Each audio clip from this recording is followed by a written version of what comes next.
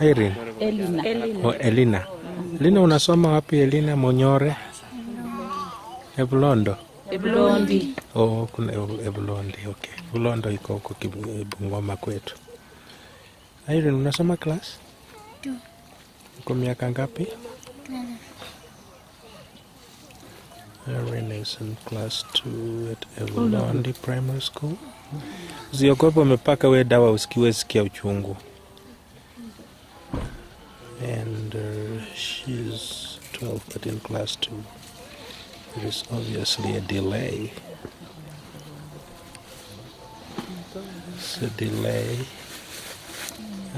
that is sometimes occasioned by jiggers. A lot of the children with jiggers are either delayed in education or they drop out. Some, of course, delay, and then when there is no intervention, they finally drop out. And our work has, rescued thousands that had dropped out and thousands that were going to drop out of school.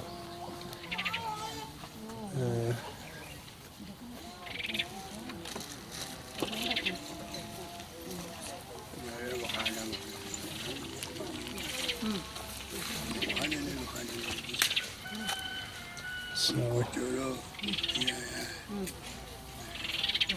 here we go.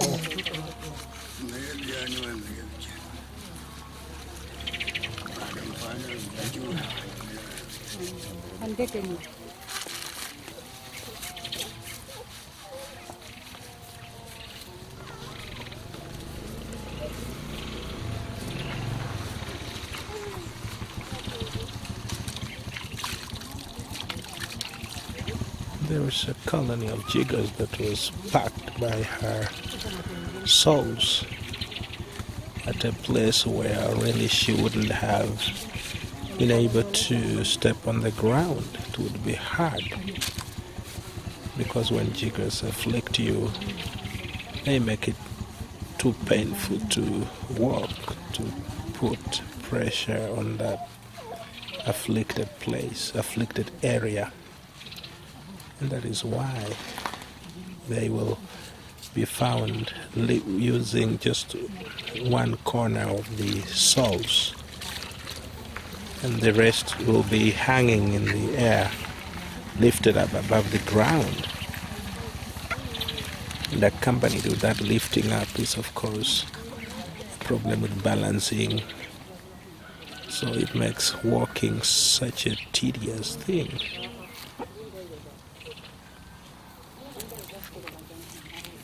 So apart from the pain that comes in the night, during daytime, people with jiggers are not able to walk uprightly, to walk in a balanced way. And because of that problem with putting weight where it's not supposed to be put, eventually what happens is that victims assume a different structure. They walk in a skewed way. They limp. They actually become lame. That's why a lot of the people who had jiggers as young children don't walk upright, and their shoes will be seen to recede on one side. They cannot have shoes for a long time because their feet are deformed and they'll be eaten up on one side. The tragedy of jiggers is just hard to quantify. It's a terrible bug. And therefore it becomes so interesting to imagine that there is a lot of indifference towards people having this thing. indifference from politicians, indifference from church, indifference from indifference from church, indifference from society. You know, it's amazing how people can just look on as this terrible thing eats up people, fellow human beings. It's something we can never find logical explanation to. It's a phenomenon. To us, we find it hard to comprehend the fact that people let others have this thing. Children, adults, the aged. Doesn't make any sense.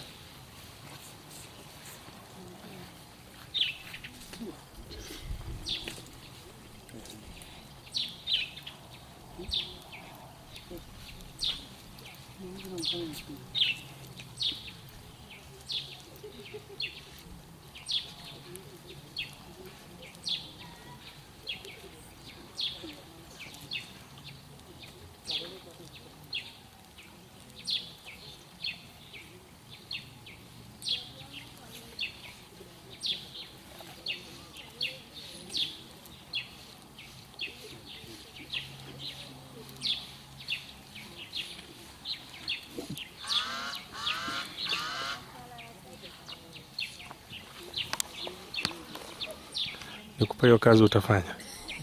Utafanya hiyo kazi? Utaweza? Nikuachia scalpel utafanya? Umewahi jaribu? Umewahi jaribu? We'll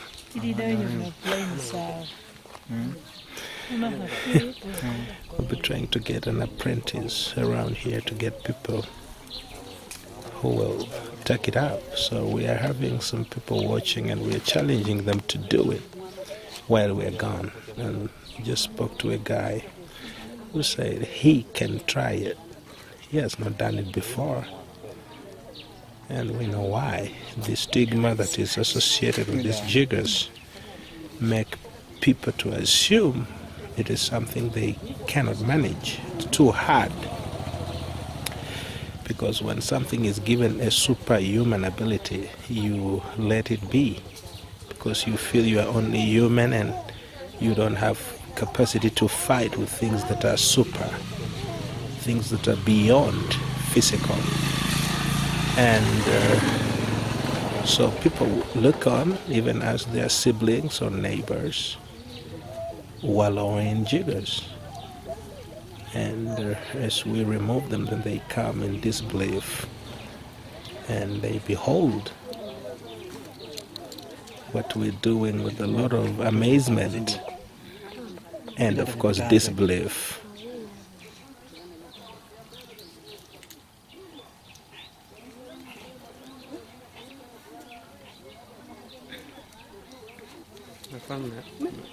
Nipatie kwa wasichana wetu nini hiyo training wajaribu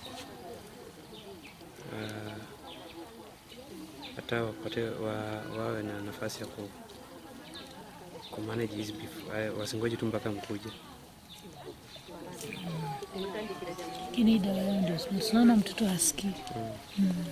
Lulu. Lakini afuta kutoa hakuna chungu, hakuna. Kwanza atalala hata amuka mapema. Basi dawa ni smart. Ni mingi. Nilipita 100. Ni mguu mmoja. Umeshtuka. Na wale zinakuanga 1,000 kwa mguu. Hata 10,000.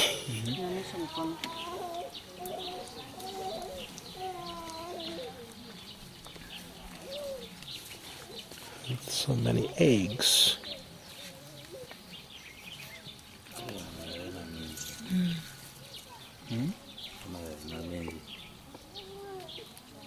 Finika sangu kafuye halipa.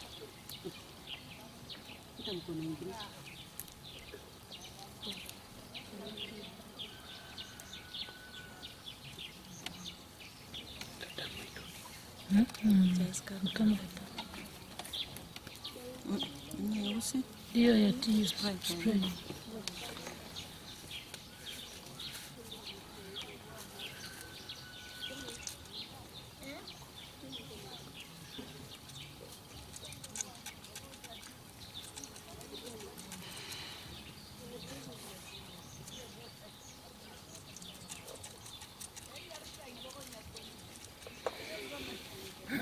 Mbota sio sabi videnje. Mboli ndo sabi. Sabi videnje. Si sabi. Sali nje chetu. Le mbota. Si sabi bwana ndo grabetse. Amuka. Enda. Songa.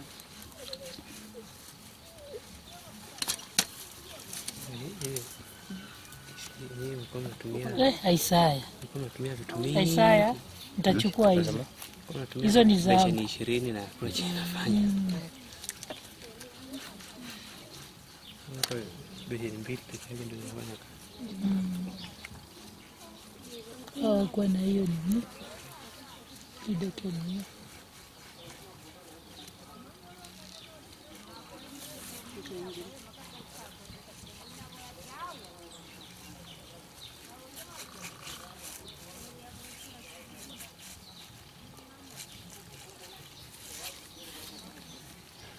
Ulisema mzee umewahi kutoa, you've done it. Okay. Au walifanya hiyo ya kusuffocate. Mlifanya ya kulali. Ndio maana nimekuwa nikisema mkituweka kwa hii training ya kutoa hizi vitu at least No bleeding. No bleeding.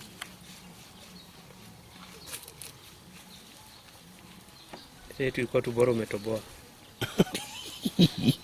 Ubaya wa kutoboa ni kuoza.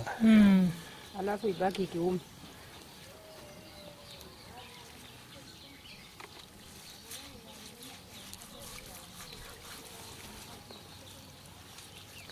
Damu ilikuwa ishatoka. Hiyo dawa ni smart. Leta ingine. Nasikia uchungu. Amesikia uchungu ya anadanganya, si unalia? Machozi yametoka. Okay. Sifa kwa Mwana-Kondoo, damu ile ni takasa utukufu kwa Yesu.